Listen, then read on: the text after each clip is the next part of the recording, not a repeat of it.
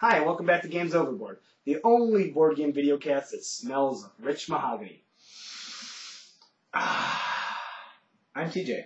And I'm Brian. Today we're going to look at a little more abstract game. It's won a lot of awards in the recent past, and we really like to play it.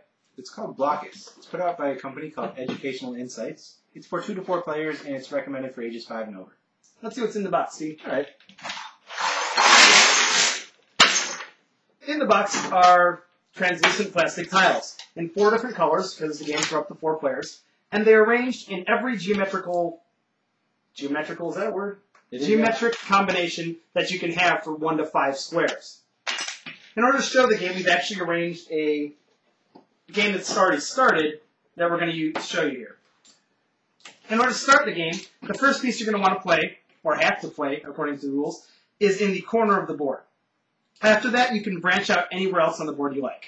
The placement of pieces is as follows. You take turns and you place your piece next to the piece you've already played, but you can only touch your piece at the corner.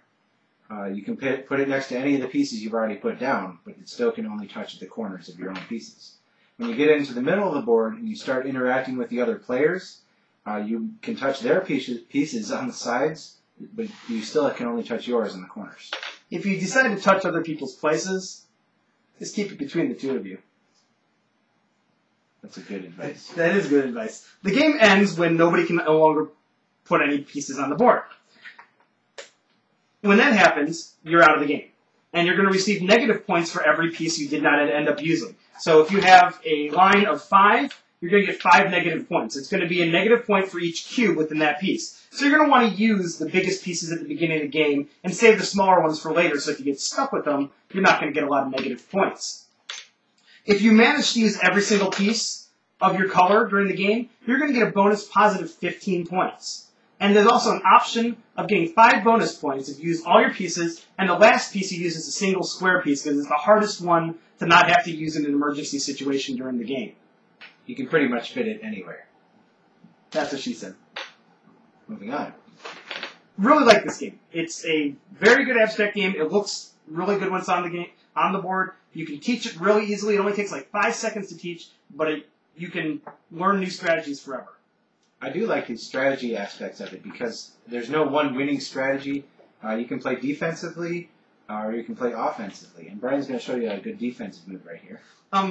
Basically what you're going to want to do is you're going to want to identify the other person's pieces that have a lot of corners exposed, because that's where they're going to be allowed to branch off from. So if you can place a piece around and kill all of the corners, that's going to be a really good way of blocking them.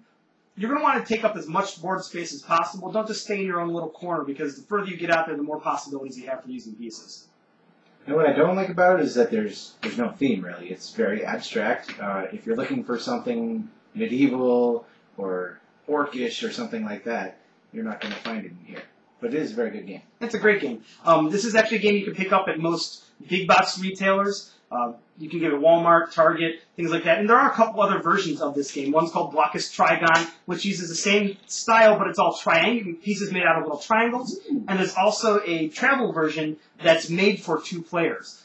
This is essentially for only 4 players. You can play with 2, where each person plays 2 different colors, but it's really best as a 4-player game, in my opinion. The board changes a lot in between your turn, and you really never know what's going to happen.